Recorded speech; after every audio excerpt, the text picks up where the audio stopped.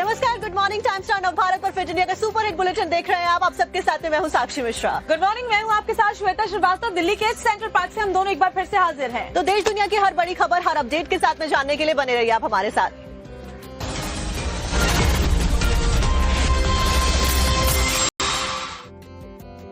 और बड़ी खबर के साथ शुरुआत करेंगे फिट इंडिया के सुपर हिट बुलेटिन की। लोकसभा के बाद वक्फ संशोधन बिल राज्यसभा से भी पास हो गया और बिल के पक्ष में राज्यसभा में 128 वोट पड़े।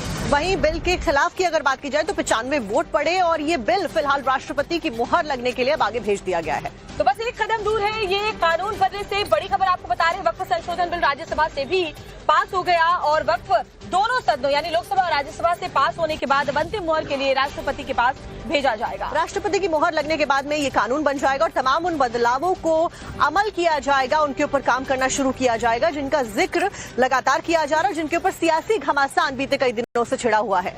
विपक्ष ने लगातार हमले किए, हल्ला मचाया लोकसभा के अंदर, राज्यसभा के भी अंदर, लेकिन क्योंकि संख्या बल के हिसाब से मुश्किल नहीं था ना लोकसभा में ना राज्यसभा में सरकार के लिए इस बिल को पास करा लेना। और इसी सत्र में बिल को पास कराने की बात गृह मंत्री ने कही भी थी और इसीलिए अब दोनों ही सदनों में ये कामयाबी सरकार को मिली है। अब इसी से जुड़ी ज्यादा जानकारी रिपोर्ट में आपको देते हैं।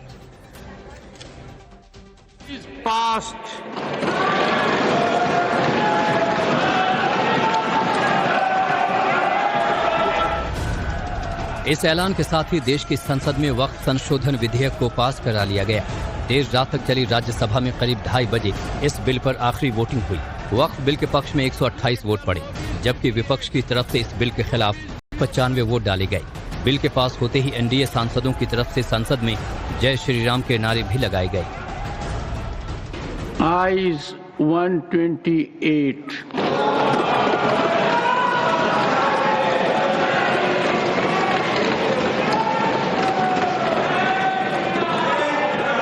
Noes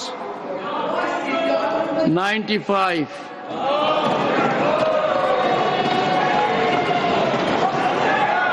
Abstention 0। राज्यसभा में इस बिल के पेश होने के बाद संसदीय कार्य मंत्री किरण रिजिजू भी इस बिल पर चल रही बहस में शामिल हुए और वक्फ बिल के मुद्दे पर मुसलमानों को भड़काने वाले विपक्ष पर एक के बाद एक करारे वार किए और विपक्ष की तरफ से इस मुद्दे पर लगाए सभी आरोपों को सिरे से खारिज किया। यहाँ कहा गया है कि हम जो कदम उठा रहे हैं मुसलमानों को नुकसान होगा। कई लोगों ने कहा ये अनकॉन्स्टिट्यूशनल है, गैर कानूनी है और मुसलमानों का हक छीना जा रहा है। अलग अलग तरीके से लोगों ने अपना बात को रखा है। ठीक है, बात रखने का अधिकार है, लेकिन मैं बहुत ही साफ तरीके से ये सारे जो आरोप लगाए हैं उसको मैं खारिज करना चाहता हूं। दोनों सदनों में आज ये वक्फ संशोधन विधेयक आया है तो वो अमेंडेड विधेयक है जो जेपीसी की रिकमेंडेशन है और अमेंडमेंट से उसको स्वीकार किया है। तो मेरे लिए तो इससे बड़ी खुशी की बात है कि पिछले 6 महीने में जो जेपीसी के चेयरमैन के रूप में हमने पूरी कमेटी के मेंबर के साथ पूरे देशव्यापी 284 स्टेक होल्डर डेलीगेशन के साथ बात किया, हजारों लोग साथ मिले, 38 घंटे यहाँ बैठक की, 200 घंटे से ऊपर। इतनी बड़ी जेपीसी की कभी नहीं चली और आज इस रिपोर्ट को लागू किया। आपने देखा कि जिस तरह से कल लोकसभा में पारित हुआ है, आज राज्यसभा, पूरे देश के गरीब मुसलमानों को, पसमानदा को, खवातीन को, सबको कितनी खुशी है। The bill is passed। अब समझिए कि इस बिल के पास होने से पहले वक्त में क्या होता था और बिल के पास होने के बाद अब वक्त में क्या क्या बदलने वाला है। इससे पहले वक्फ के प्रॉपर्टी विवाद में सिर्फ वक्फ ट्रिब्यूनल में ही अपील की जा सकती थी। नए संशोधन के बाद प्रॉपर्टी विवाद में किसी भी कोर्ट में अपील की जा सकती है। इससे पहले ऐसे मामलों में वक्फ ट्रिब्यूनल का फैसला आखिरी होता था। इस बिल के आने के बाद वक्फ ट्रिब्यूनल का फैसला आखिरी नहीं होगा। पहले वक्फ ट्रिब्यूनल के फैसले को चुनौती नहीं दे सकते थे, अब ट्रिब्यूनल के फैसले को हाईकोर्ट में चुनौती दे सकते हैं। वक्फ बोर्ड में पहले महिलाओं और दूसरे धर्म के लोगों की एंट्री नहीं थी। इस कानून के आने के बाद अब बोर्ड में 2 महिलाएं और दूसरे धर्म के 2 लोगों की एंट्री हो जाएगी। राज्यसभा में भी वक्फ बिल को पास करा लिया गया और अब राष्ट्रपति की मुहर लगते ही यह कानून बन जाएगा। बीजेपी का कहना है कि इस बिल के आने के बाद वक्फ की मनमानी पर लगाम कसी जा सकेगी और इस बिल से गरीब मुसलमानों को उनका हक मिलेगा। तो वहीं विपक्ष की तरफ से दावा किया जा रहा है कि ये बिल देश के मुसलमानों के खिलाफ है। अब देखना ये होगा कि इस बिल के आने के बाद क्या वाकई देश भर में चल रही वक्फ की मनमानी बंद हो पाएगी। तो आखिरकार लंबी जो बहस थी उसके बाद में लोकसभा और राज्यसभा से वक्फ संशोधन बिल को पास कर दिया गया। तो आखिरकार लंबी जो बहस थी उसके बाद में लोकसभा और राज्यसभा से वक्फ संशोधन बिल को पास कर दिया गया, राष्ट्रपति के पास ये चला गया है। लेकिन इस दौरान जुबानी जंग देखने को मिली जिसमें आतंकी से लेकर दंगों तक का जिक्र किया गया। दिग्विजय सिंह के बयान पर केंद्रीय गृह मंत्री अमित शाह ने चुन चुनकर एक एक जवाब दिए, जिसमें गुजरात दंगों से लेकर आतंकियों की पैरवी तक के मुद्दे पर कटाक्ष देखने को मिला। ये हमारा सदन माने न माने जो देख रहा हूं, हर चीज को अगर नहीं बोले ठीक है, हमारा भी वक्त आएगा, उस वक्त हम भी नहीं। जब गृह मंत्री थे, जब दंगे हुए थे तो आप लोगों का क्या रोल था, ये जन जाएगा। इनको मेरा हुआ ऐसा है कि मैं ही दिखाई पड़ता हूँ। लोकसभा के बाद राज्यसभा में भी वक्फ संशोधन बिल पास हो गया है। अपर हाउस में चर्चा के दौरान सत्ता पक्ष और विपक्ष के बीच जमकर तीखी बयानबाजी चली, आरोप प्रत्यारोप का दौर चला। सभापति महोदय, आज इस पुराने वक्फ की आखिरी रात में खड़े होकर इस नए वक्फ के आगाज की नई सुबह के दिन मैं प्रधानमंत्री श्री नरेंद्र मोदी जी, हमारे अल्पसंख्यक मामलों के मंत्री किरण रिजिजू जी का मैं बहुत इस्तकबाल करता हूं। राज्यसभा सांसद सुधांशु त्रिवेदी ने वक्फ संशोधन बिल पर बोलते हुए विपक्ष पर जमकर हमला बोला। सुधांशु ने शायराना अंदाज में विपक्ष पर तंज कसा। जो अकलियतों में भी अकलियत है, आगा खानी है, बाकी है, जो बोहरा है, उनकी तो कोई गिनती नहीं है। हमारी सरकार ने पहली बार मुस्लिम समाज के अंदर भी ईमानदारी से सबको समान प्रतिनिधित्व देते हुए एक नई सुबह के नए वक्फ का आगाज किया है। इसके लिए मैं सरकार को बधाई देना चाहता हूं। सदन में वक्फ बिल की चर्चा के दौरान तीखी नोकझोंक भी देखने को मिली। केंद्रीय गृह मंत्री अमित शाह ने विपक्ष पर जमकर बोला। इस दौरान दंगों से लेकर माफियाओं तक की बात हो गई। सदन में जाकिर नाइक, अफजल, याकूब मेमन सबके नाम का जिक्र हो गया। मुसलमानों के लिए कुछ नहीं किया है, इंडिया अलायंस के लिए किया है। अब मैं एक एक कर बता देता हूं। अरे सुनो ना भाई, आप सुनो तो। अरे दिग्विजय सिंह सुनिए, मैं खड़ा हूं ना अपने पैर पर। मान्यवर सुधांशु जी ने कहा इशरत जहान, यही एनसीपी पार्टी ने इशरत जहान के घर पर जाकर रुपयों का इनाम भी दिया था और उसको शहीद बताया था। दूसरा कहा अतीक अहमद किस पार्टी से थे, इंडिया अलायंस की। दूसरा कहा अंसारी किस पार्टी से, कांग्रेस और इंडिया अलायंस के। ये सारे नाम आपके साथ जुड़े हैं भाई। उल्टा उन्होंने तो मुसलमान कम्युनिटी से तो ढेर सारे शायरों का नाम दिया जिन्होंने साहित्य की सेवा की और ढेर सारे साहित्य की रचना की। बहस के बीच में बीजेपी सांसद सुधांशु त्रिवेदी ने बिना किसी का नाम लिए कांग्रेस पर तंज कसा तो सदन में हंगामा हो गया। नमाज जनाजा और याकूब मेनन का नमाज जनाजा एक ही दिन हुआ। कितने लोग याकूब मेनन के नमाज जनाजा में गए और कितने डॉक्टर कलाम के नमाज जनाजा में गए। कांग्रेस सांसद दिग्विजय सिंह ने कहा है कि बीजेपी के सांसद देश के मुसलमानों का अपमान कर रहे हैं। इसके बाद हंगामा और बढ़ गया जब वक्फ की चर्चा के दौरान गुजरात दंगों तक का जिक्र हो गया। केंद्रीय गृह मंत्री अमित शाह ने कहा कि इनको हर जगह मैं ही क्यों दिखाई देता हूँ। जो माननीय सदस्य ने बात कही है, मैं सुन रहा था डॉक्टर त्रिवेदी जी की बात।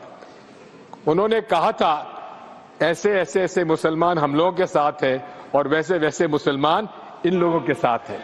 बात यह है कि आपने जिस तरह से इस पूरी बात कही है ये घोर आपत्तिजनक है, अपमानित करती है और जो माननीय सदस्य ने भी मेरे बारे में भी कहा है मैं उनकी निंदा करता हूं। मुझे ये सब कहने की जरूरत नहीं है, लेकिन जो गुजरात में दंगे और फसाद हुए कौन कौन उसके लिए जिम्मेदार थे बताइए।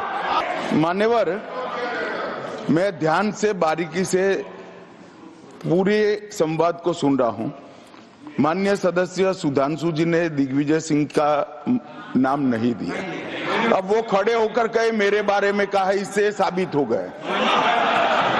और अभी भी मौका है, अभी भी मौका है। आपने नहीं कहा है कि 26/11 के हमले में आरएसएस का हाथ था, तो अभी खड़े होकर माइक चालू कराकर बुलवा दीजिए। मान लो एक और आपत्तिजनक बात है, मैंने ये बात कभी नहीं कही है, ये आप लोगों का प्रचार है। मेरी आपत्ति इस बात की थी कि सभी माननीय सदस्य ने और बात कही है कि अब हमारे तरफ ऐसे ऐसे मुसलमान थे और वैसे वैसे मुसलमान हम लोग की तरफ थे। ये पूरे समाज के साथ, पूरे अल्पसंख्यक समाज के साथ अपमानजनक बात है। और माननीय सभापति महोदय, आप बताइए, माननीय गृह मंत्री जी, आप वहां पर जब गृह मंत्री थे, जब दंगे हुए थे, तो आप लोगों का क्या रोल था, ये जन जाहिर करें। इनको मेरा हुआ ऐसा है कि मैं ही दिखाई पड़ता हूं। आपकी सुनिए, सुनिए, अब सुनिए ना दिग्विजय सिंह, सुनिए, 1 मिनट सुनिए। दंगे शांत होने के बाद 18 महीने के बाद मैं गृह मंत्री बना, दंगा हुआ तब मैं गृह मंत्री नहीं था। राज्यसभा में चर्चा तो वक्फ बिल पर होनी थी, लेकिन चर्चा दंगों से लेकर आतंकियों तक के नामों पर पहुंच गई, जिस पर सदन में जोरदार हंगामा हुआ। आपकी सुनिए, सुनिए, अब सुनिए ना। और देखिए, देश की संसद से वक्फ संशोधन बिल अब पास हो चुका है, लेकिन सियासी संग्राम इसको लेकर छिड़ चुका है। खासतौर पर जो एनडीए के साथी दल हैं, नीतीश कुमार हो, चंद्रबाबू नायडू है, इनको अब सियासी धमकियां मिलनी शुरू हो गई हैं। अब कल्बे जवाब, जो कि धर्मगुरु हैं, उनकी तरफ से सीधे तौर पर जेडीयू और चंद्रबाबू नायडू को ये कह दिया गया है कि उन्होंने मुस्लिमों के साथ में गद्दारी की है। यानी कि चंद्रबाबू नायडू और नीतीश कुमार ने गद्दारी की और इसका जो अंजाम है वो उन्हें बिहार में चुनाव के दौरान भुगतना पड़ेगा। सीधे सीधे कहा, लेकिन पहले भी कहा था कि अगर आपने साथ दिया वक्फ संशोधन बिल पर, तो भारत का मुसलमान आपको माफ नहीं करेगा। और अब जब लोकसभा और राज्यसभा से पास हो चुका है बिल, तो दोनों को ही ये धमकी दी गई है कि आपको बिहार चुनाव में भुगतना पड़ेगा। कल्बे जव्वाद ने केंद्र सरकार पर धोखा देने का आरोप लगाया, नीतीश और नायडू पर मुसलमानों से गद्दारी की भी बात कही। लेकिन अब सवाल ये उठता है कि क्या वाकई में जेडीयू बिहार के ऊपर इस बयान का और इस सब कुछ का असर देखने को मिल रहा है? एक रिपोर्ट में आपको दिखाते हैं।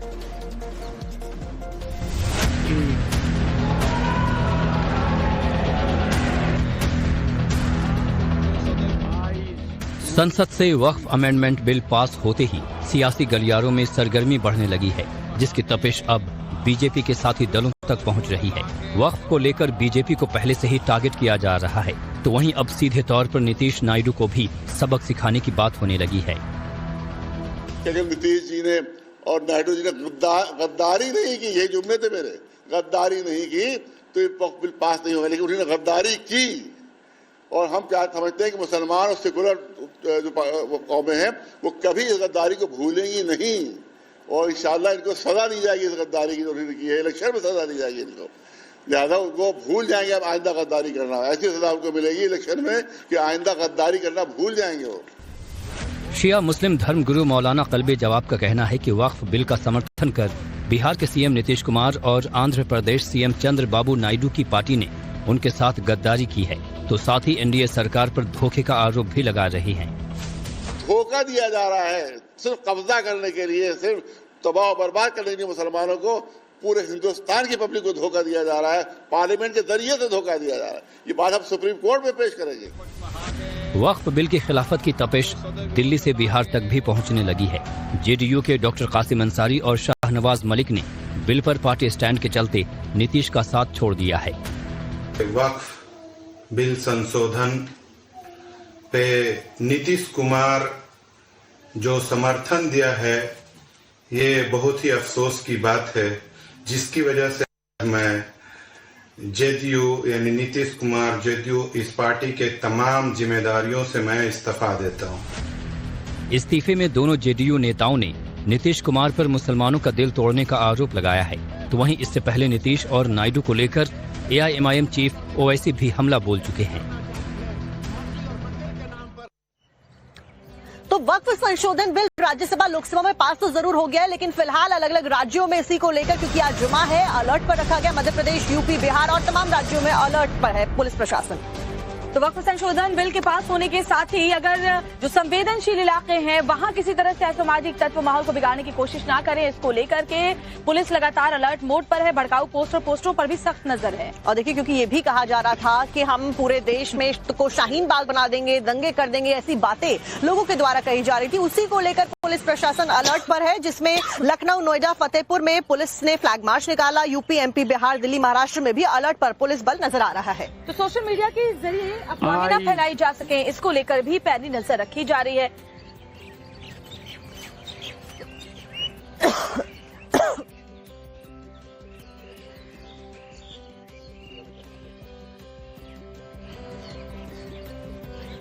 और 6 अलग अलग तस्वीरें चलिए आपको इसी से जुड़ी हुई हम दिखा देते हैं। लोकसभा के बाद राज्यसभा में भी वक्फ संशोधन बिल पास हो गया है। ऐसे में पुलिस और प्रशासन एक्शन मोड में, खासतौर पर क्योंकि नवरात्रि चल रही है साक्षी और रामनवमी आने वाली है, इसको लेकर भी अलर्ट है। और इसीलिए क्योंकि आज जुम्मा है, फ्राइडे है, और किसी भी शहर में किसी भी तरीके की अफवाह ना फैलाई जाए और किसी भी तरीके की अव्यवस्था ना हो, पुलिस प्रशासन अलर्ट मोड पर नजर आ रहा है। 6 तस्वीरों के जरिए आप समझ सकते हैं किस तरह से पूरे देश के जो संवेदनशील शहर है, इलाके हैं, वहाँ चप्पे चप्पे पर पुलिस तैनात है। सुरक्षा के व्यापक बंदोबस्त किए गए हैं। भड़काऊ पोस्ट और पोस्टर्स पर नजर रखी गई है और फ्लैग मार्च भी निकाला जा रहा है। कैसे चप्पे चप्पे पर सख्ती से नजर रखी जा रही है, आपको एक रिपोर्ट के जरिए दिखाते हैं।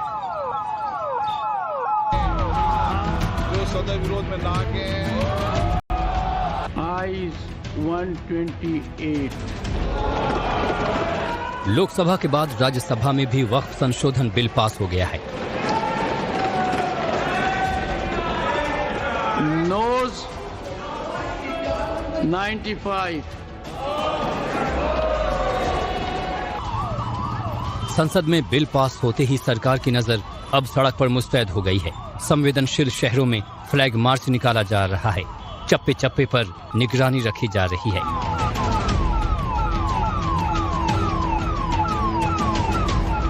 शुक्रवार यानी आज जुमे की नमाज होनी है। इसको लेकर पुलिस और प्रशासन पूरी तरह अलर्ट मोड में है।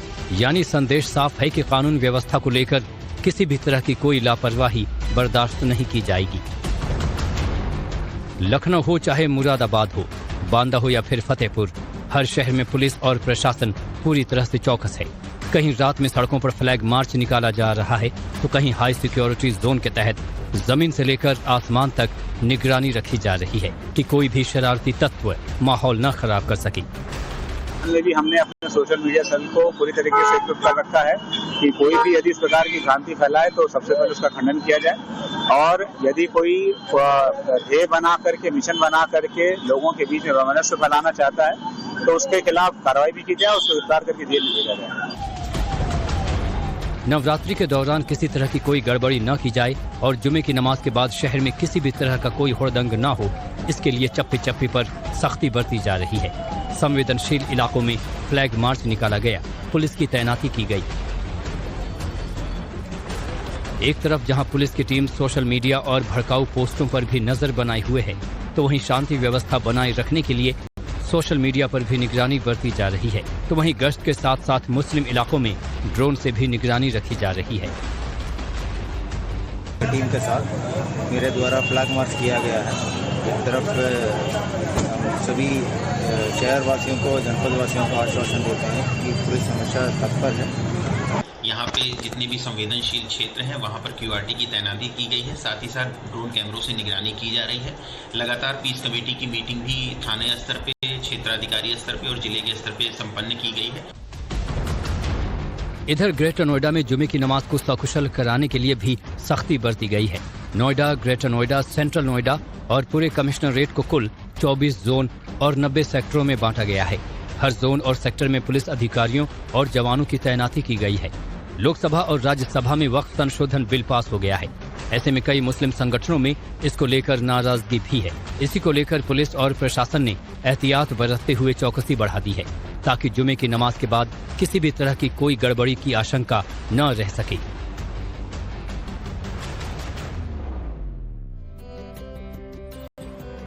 पश्चिम बंगाल में रामनवमी को लेकर अभी से सियासी उबाल देखने को मिल रहा है, तकरार देखने को मिल रही है बीजेपी और टीएमसी के बीच में। और आपको याद होगा कि टीएमसी ने पहले भी हिंदुओं के त्योहारों में शोभा यात्राओं पर पाबंदी लगाई और इस बार फिर ममता बनर्जी कह रही हैं कि बीजेपी की जो मंशा है वो राज्य में दंगा कराने की है। दरअसल रामनवमी के दिन शोभा यात्रा निकाली जानी है और कहा जा रहा है कि हजारों की तादाद में जो हिंदू लोग हैं वो सड़कों पर शोभा यात्रा निकालते हुए नजर आने वाले हैं। इसी से जुड़ी हुई एक रिपोर्ट आपको दिखाते हैं।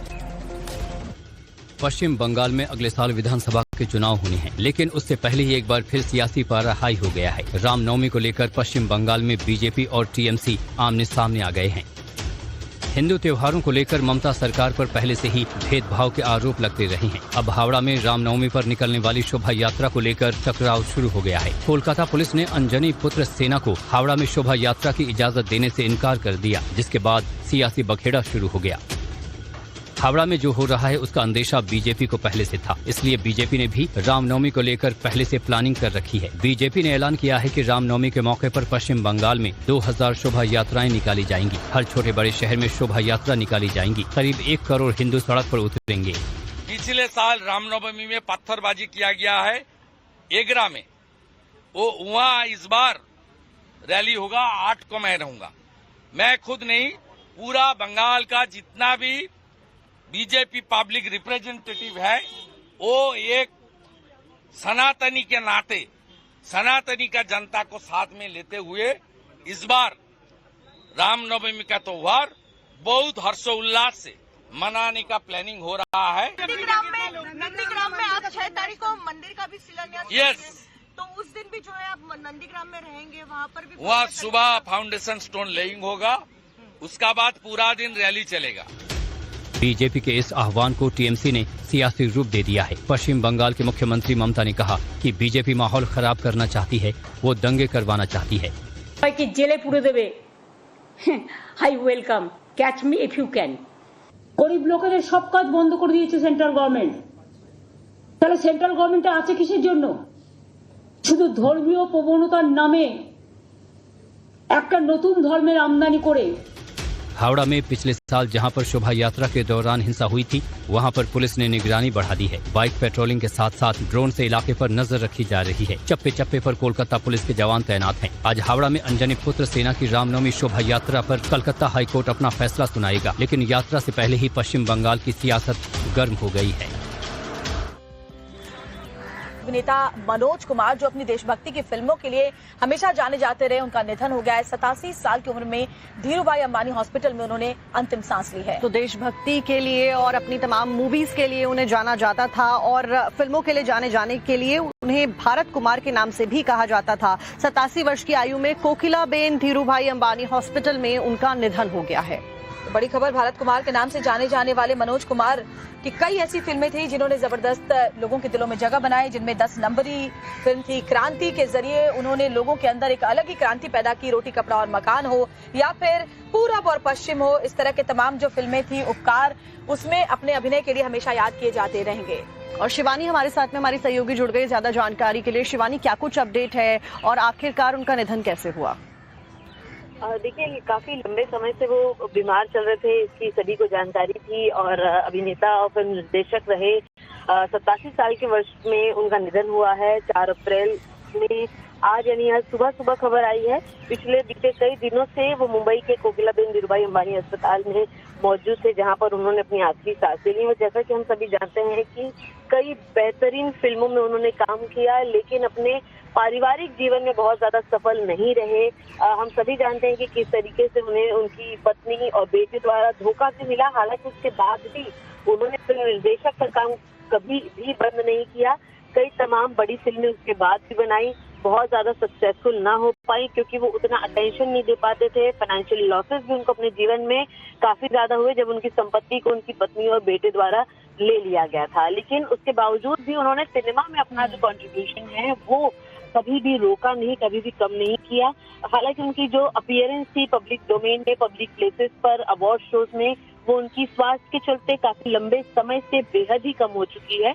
लेकिन जिस तरीके की हम फिल्मों की बात करते हैं तो पूरा भारत को अंतर्राष्ट्रीय स्तर पर किस तरीके से उन्होंने उजागर किया, ये एक बहुत बड़ी तस्वीर उनकी फिल्मों के जरिए अपनी देशभक्ति की फिल्मों के लिए हमेशा लोगों के जहन में वो जिंदा रहेंगे। मनोज कुमार ने अपने अभिनय की जो अमिट छाप छोड़ी है अपनी तमाम उन फिल्मों के जरिए कि भारत कुमार के नाम सुने जाना जाता था, क्योंकि भारत से जुड़ी हुई फिल्में उन्होंने बहुत सारी बनाई। शिवानी, अंतिम संस्कार को लेकर क्या जानकारी है? क्योंकि जैसे कि आपने भी बताया और हम सब जानते हैं कि परिवार का बहुत सपोर्ट उनको नहीं था, ऐसे में उनका पार्थिव शरीर फिलहाल कहाँ रखा गया है, अंतिम संस्कार कब तक होगा, क्या जानकारी इससे जुड़ी हुई? फिलहाल जो मनोज कुमार जी का पार्थिव शरीर है वो मुंबई के कोकिलाबेन अस्पताल में ही मौजूद है। परिवार जन जो है वो धीरे धीरे वहां पर पहुंचना शुरू हो चुके हैं। हॉस्पिटल की फॉर्मेलिटी के बाद मुंबई में ही उनका अंतिम संस्कार किया जाएगा, ऐसी जानकारी मिल रही है। हालांकि उनके परिवार द्वारा जो है वो सारे क्लेम्स को पूरा करने के बाद आज शाम तक जो है इस कार्यक्रम को पूरा किया जाने की फिलहाल जानकारी सामने आ रही है, पर जो फाइनल कॉल है, फाइनल डिसीजन है, वो परिवार द्वारा ही लिया जाएगा। और साफ तौर पर कह सकते हैं कि परिवार जो है इस पूरे कार्यक्रम को एक प्राइवेट ऑर्गेनाइजेशन के तहत आगे ले जाएगा। एक प्राइवेट इवेंट इसका किया जाएगा जिसमें बॉलीवुड के सभी कलाकार जानकारी आपने दी। फिलहाल जानकारी देने के लिए बहुत बहुत शुक्रिया आपका। और चलिए बढ़ते आगे, बात अगली खबर की कर लेते हैं। खबर झारखंड के बोकारो से। बोकारो स्टील सिटी में विस्थापितों का प्रदर्शन अब उग्र हो चला है। दरअसल सीआईएसएफ के द्वारा लाठीचार्ज किया गया था प्रदर्शनकारियों के ऊपर और इस पूरे घटनाक्रम में एक युवक की मौत हो गई थी, जिसके बाद ये प्रदर्शन और भी ज्यादा उग्र होता हुआ देखा जा रहा है। तो बोकारो स्टील सिटी में विस्थापितों का नौकरी के लिए प्लांट के बाहर ही प्रदर्शन चल रहा था, लेकिन आंदोलन तब हिंसक हो गया जब सीआईएसएफ ने प्लांट की तरफ बढ़े भीड़ को रोकने के लिए लाठीचार्ज किया, लेकिन लाठीचार्ज में एक युवक बुरी तरह से घायल हो गया था, जिसमें बाद में उसकी मौत भी हो गई थी। दरअसल बीते कई दिनों से बोकारो स्टील सिटी में विस्थापितों का नौकरी के लिए ये प्रदर्शन था और कैसे प्रदर्शन किया जा रहा है उसकी तस्वीरें भी सामने आई है। सीआईएसएफ ने प्लांट की तरफ बढ़ रही भीड़ को रोकने के लिए लाठीचार्ज किया था, लेकिन इसी लाठीचार्ज में एक युवक इतनी बुरी तरीके से घायल हो गया कि उसकी बाद में जान चली जाती है, उसकी इलाज के दौरान मौत हो जाती है। अब बोकारो स्टील प्लांट में उग्र प्रदर्शन की पूरी खबर क्या है, हमारी रिपोर्ट में आपको दिखाते हैं। बोकारो स्टील सिटी में चल रहा विस्थापितों के नियोजन यानी नौकरी को लेकर चल रहा प्रदर्शन हिंसक हो गया। बीएसएल की सुरक्षा टीम और सीआईएसएफ ने इसी दौरान प्रदर्शनकारियों को स्टील प्लांट के गेट से पीछे करने के लिए लाठीचार्ज शुरू कर दिया, जिसमें 26 साल का एक युवक इतनी बुरी तरह से घायल हो गया कि इलाज के दौरान उसकी मौत हो गई। और यही वजह थी कि इसके बाद प्रदर्शनकारी और ज्यादा उग्र हो गए और बड़ी संख्या में उन्होंने एडीएम बिल्डिंग और बोकारो जनरल अस्पताल को घेर लिया, सड़क पर आगजनी भी की।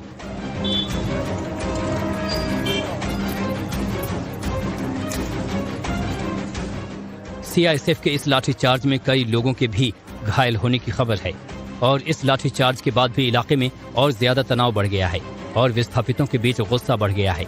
जानकारी के मुताबिक बड़ी संख्या में बोकारो स्टील प्लांट के विस्थापित एडीएम बिल्डिंग के पास नियोजन यानी नौकरी की मांग को लेकर प्रदर्शन कर रहे थे।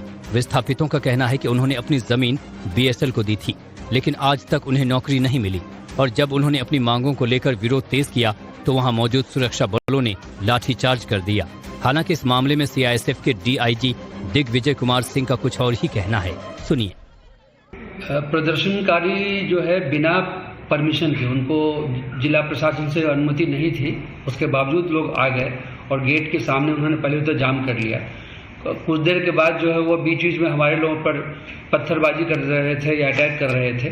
हमारे लोग 2-3 राउंड जो है उनके जो भी प्रहार कर रहे थे उस पर उन्होंने रिएक्ट नहीं किया। फिर जब वो बैरिकेड को तोड़ करके बिल्कुल नजदीक आकर के लाठी से मारने लगे, पत्थर फेंकने लगे और हमारे कई लोग इंजर्ड हो गए, तब जाके उनको हमने भगाने की कोशिश की। उस भगाने के क्रम में ही कुछ लोग गिरे हैं। यानी सीआईएसएफ का कहना है कि प्रदर्शनकारियों में भगदड़ मची और मृतक उन्हीं के बीच गिर गया, जिसके बाद सीआईएसएफ की टीम ही मृतक युवक को अस्पताल लेकर पहुंची, जहां उसकी इलाज के दौरान मौत हो गई।